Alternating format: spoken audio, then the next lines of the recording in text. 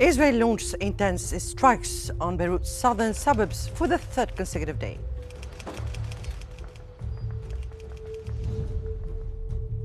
The UN Security Council condemns recent attacks on the UN peacekeeping mission in Lebanon.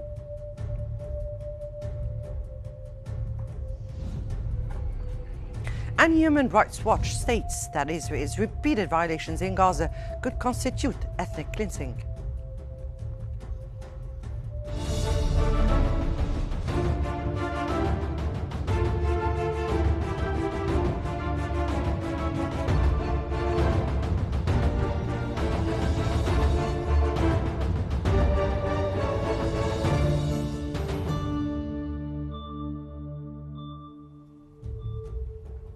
It's 4 p.m. Cairo local time, and you're now watching Qnews. We begin today's bulletin with the latest developments in Lebanon.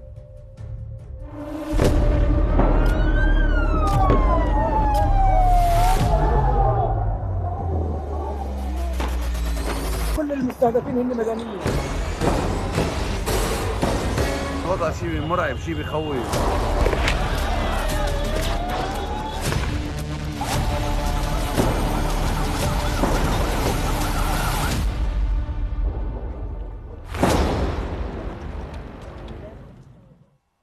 Israel has launched intense strikes on Beirut's southern suburbs for the third consecutive day. Smoke billowed over the area and explosions echoed from Diyar Aqbel after a night of heavy bombardments. Raids also reached Bint Jbeil, where overnight strikes and artillery shells inflicted significant damage on buildings and residential complexes. Israeli occupation forces targeted several Hezbollah-controlled areas in the latest waves of attacks.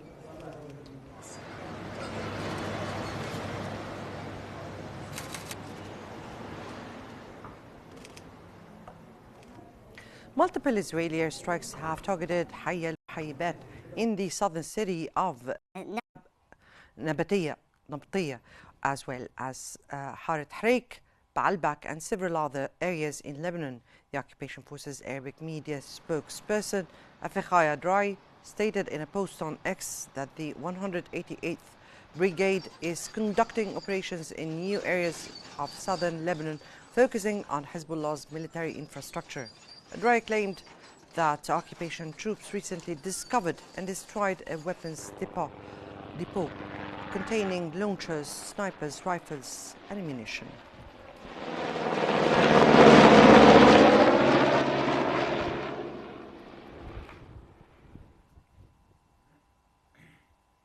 The UN Security Council has condemned recent attacks on the UN peacekeeping mission in Lebanon, known as UNIFIL. The Council called on all parties to respect the safety of UNIFIL personnel and their facilities, emphasizing that peacekeepers must never be targeted. The Council specifically noted attacks on October the 29th as well as November the 7th and 8th.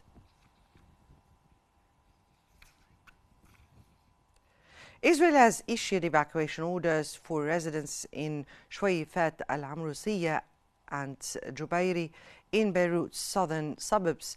The occupation forces spokesperson for Arab media Afikhaya Drai released 2 alerts urging residents of Haret Hareik and Jubairi to evacuate. Earlier today, Drai also issued a warning for residents in Shwayfat al-Amrusiyya.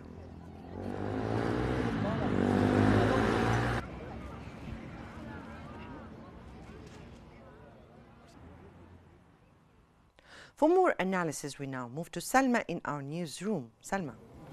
Thank you, Mona. And for further analysis, we're joined from Beirut by Brigadier General Saeed Al-Qazah, military expert. Mr. Saeed, welcome to Qnews. Thank you so much for joining us. So Israel has been intensifying its airstrikes on the southern suburbs of Beirut, alongside the evacuation orders to all residents there. How do you interpret this increase in the attacks from a military perspective?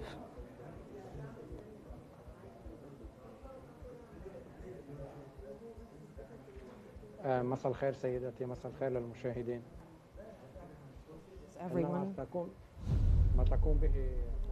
In fact, what the Israeli occupation forces are doing right now is a perpetuation of the open-ended war that started in October. In fact, one day the magnitude of the war is quiet, the other day is quite intense. We find that it's quite intense. In fact, there has been a condensation of airstrikes over the suburbs because the Israeli occupation forces want to target financial and military centers of Hezbollah, and so they bomb any economic institutions related to Hezbollah, and at the same time, the Israeli forces want to magnify the amplitude of the damage imposed on the ambience that is incumbent to Hezbollah. Because, in fact, there is a lot of issues and discords between the Lebanese nationals in these areas, and in fact the party that led Lebanon into this war, Iran, definitely is what we're talking about here. This is the party that got Lebanon into this war, and in fact the reconstruction costs are going to border on $10 billion, and I'm pretty sure that Iran is not going to incur these expenses, nor the Arab countries. We know, in fact, the discord between Hezbollah and the Arab states. And for that matter, Israel wants to exploit this position by targeting all commercial and economic institutions related to Hezbollah. And we can say as well that Israel is targeting infrastructure utilized for ammunition storage as ammunition reservoirs in the suburb Dahiya. Yeah, so sir, on the other hand, we're also witnessing distinctive operations from Hezbollah, especially its recent targeting of the headquarters of the Israeli Defense Ministry. And from here, I would like to ask you, how do you assess the military capabilities of Hezbollah?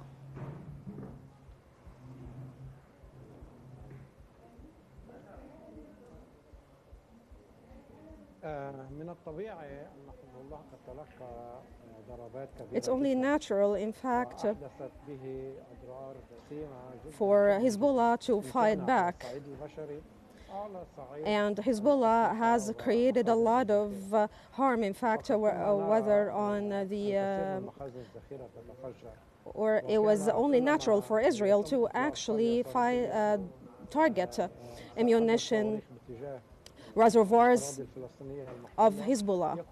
And as well, we have seen how Israel has raided some of the border areas between Lebanon and Palestine that were used as well as ammunition reservoirs. But in fact, Hezbollah has, missile capacities and other military capacities that can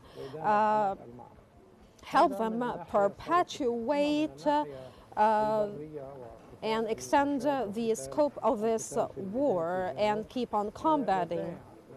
And with regards to field combating, Hezbollah has some elements, some defense elements that have been operating ever since the year 2006. And the battles in the south, like for instance, yesterday in one village, around 6 Israeli soldiers were killed because Hezbollah bombed a house. But sir, in light of the military developments we've been witnessing from both sides, how can they impact the ongoing diplomatic efforts by the United States to reach a ceasefire between Hezbollah and Israel?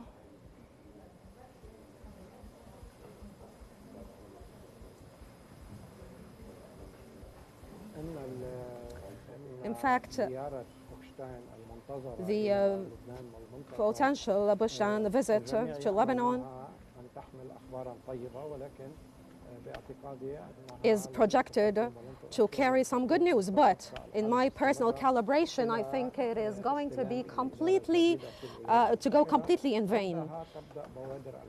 I believe that with the coming of a new American administration, we might see some new change, positive change happening, or maybe we'll find something that is starting to cook in the Oval Office. And in fact,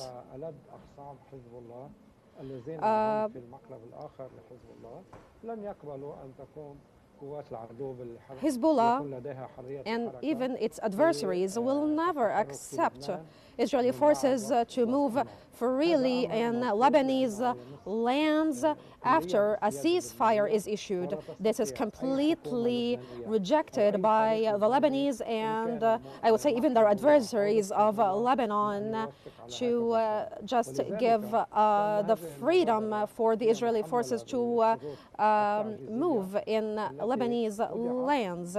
And so there was an initiative that has been ratified in order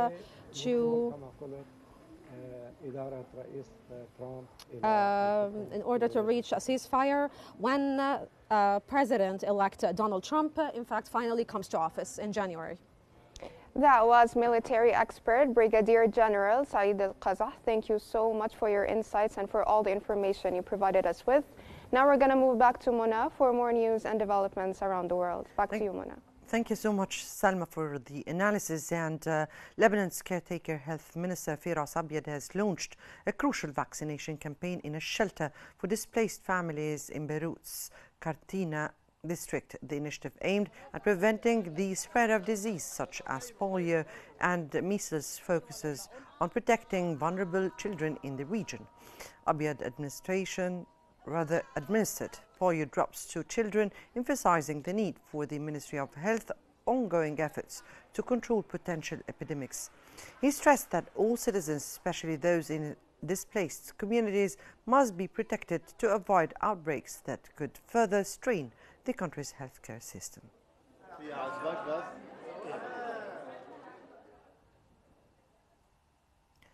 Intensifying Israeli airstrikes and evacuation orders are driving mass displacement in Lebanon, affecting over 1.4 million people.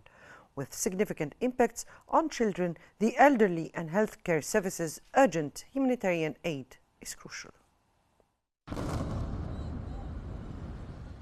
Israeli evacuation orders and airstrikes are intensifying panic and fear among civilians in Lebanon, forcing a massive wave of displacement.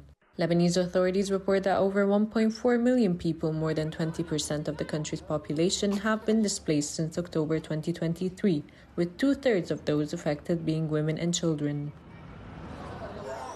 UNICEF has raised alarms over the impact on children, noting that nearly every child in Lebanon has been affected. Many have endured bombings, lost family members and homes, and faced disruptions to their education.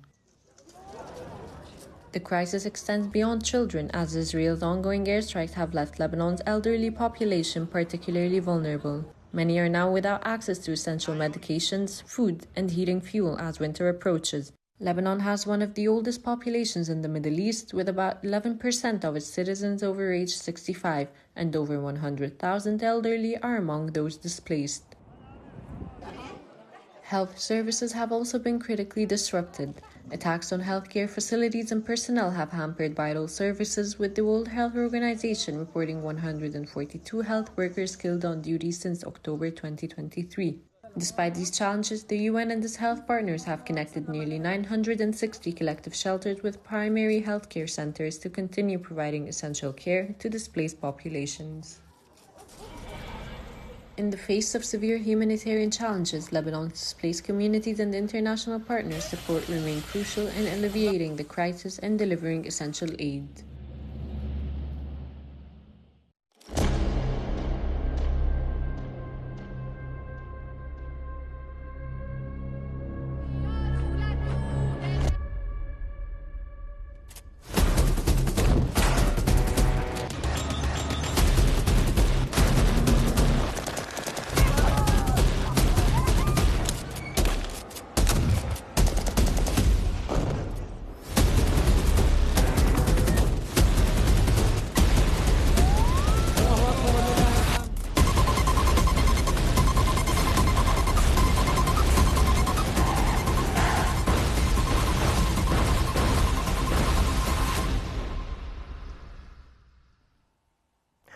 Palestinians have been killed and others have been injured in the Israeli occupation's shelling of the Sheikh Radwan neighborhood west of the Gaza city. Palestinian media also reported that the occupation forces renewed their artillery shelling on Al Zaytun neighborhood south of the city.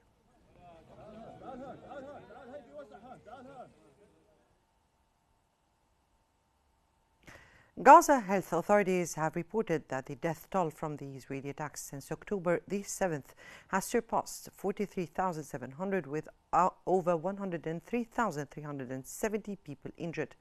They added that within the last 24 hours, Israeli forces committed 3 massacres against families in the Gaza Strip, killing at least 24 Palestinians and injuring 11 others.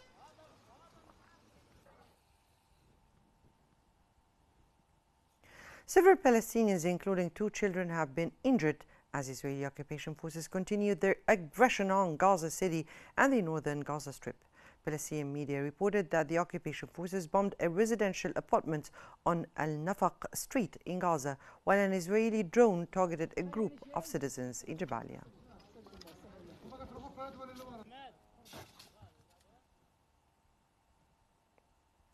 UNRWA Commissioner General Philippe Lazzarini has warned that an entire generation of Palestinians in the Gaza Strip will be denied the right to education if the United Nations Relief and Works Agency UNRWA collapses. Lazzarini emphasized that without a capable public administration or state, UNRWA is the only organization providing education to over 660,000 children in Gaza.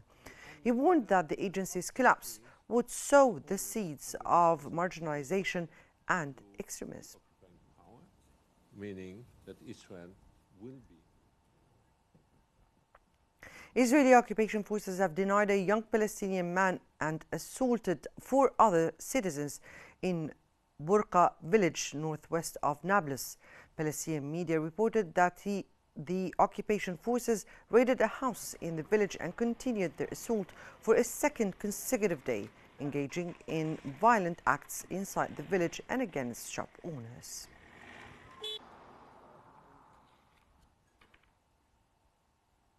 The Independent Commission for Human Rights has issued an alert to the United Nations urging the organization to secure the immediate reopening of Gaza's border crossing to address the unfolding famine. The ICHR called on the UN and relevant international organizations to swiftly take action, pressuring Israeli occupation authorities to open the crossings and allow unhindered access to food across the Strip. The northern Gaza Strip, which has been under a tightened siege for over 40 days, has seen its entire population forcibly displaced.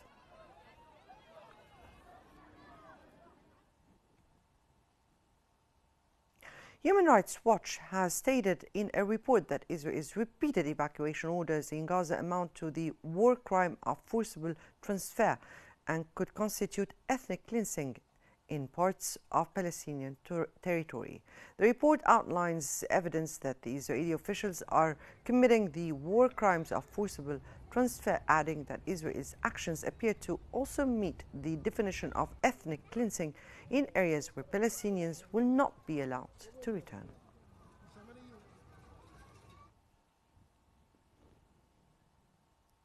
France has condemned statements by Israeli Finance Minister Bezalel Smotrich regarding preparations for the annexation of the occupied West Bank following Donald Trump's victory in the US election. France emphasized that these remarks are against international law and undermine efforts to de-escalate regional tensions. The French ministry reaffirmed its commitment to the two-state solution, describing it as the only path to a just and durable resolution.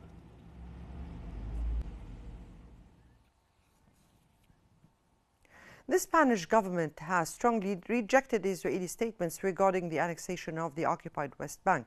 In a press release, the Ministry of Foreign Affairs stated that imposing sovereignty by force violates international law. It also reiterated that the International Court of Justice ruling that the Israeli occupation of Palestinian territories is illegal, calling for it to end as soon as possible.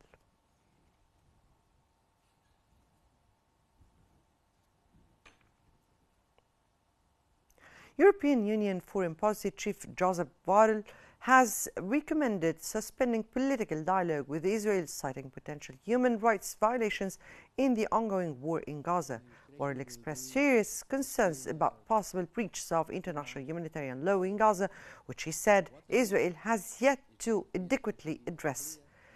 In the letter sent to the EU foreign ministers ahead of the upcoming meeting on Monday, Borrell emphasized the urgency of addressing these humanitarian concerns.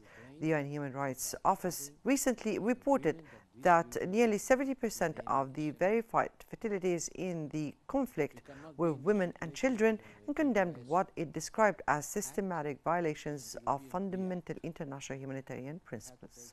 Our own responsibility. And we have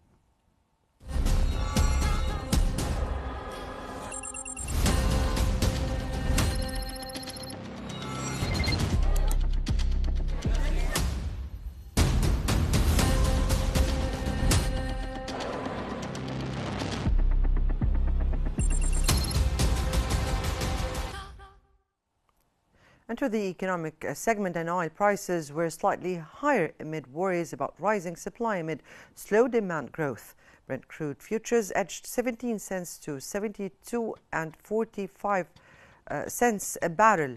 U.S. West Texas intermediate crude futures were up 14 cents to $68.57 a barrel.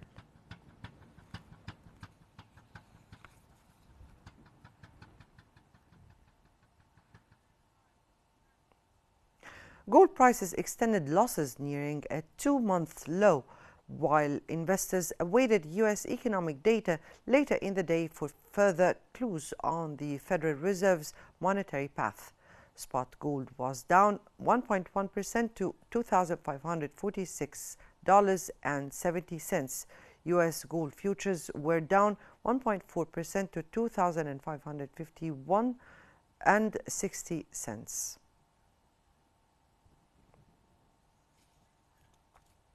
Global shares had a mixed performance, with European market mainly recording gains amid key Eurozone economic data released.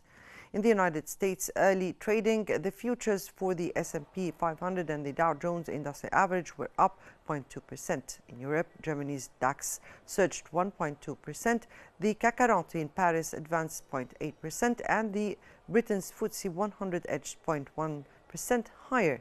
In Asia, Japan's Nikkei 225 index fell 0.4%, while South Korea's Kospi lost 0.1%.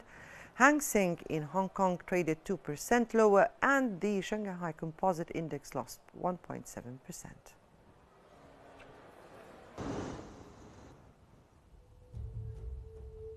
That brings us to the end of our news bulletin. Here is what we've been covering. Israel launched intense strikes on Beirut's southern suburbs for the 3rd consecutive day.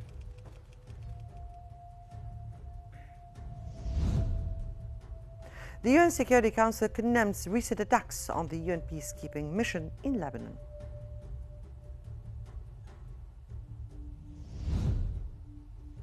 And Human Rights Watch states that Israel's repeated violations in Gaza could constitute ethnic cleansing. This concludes our news bulletin for the hour. Don't forget to follow Qnews on YouTube, Facebook, X, Instagram, and TikTok at Qnews EGY to stay informed. Thank you for watching, and stay tuned for more updates on Qnews.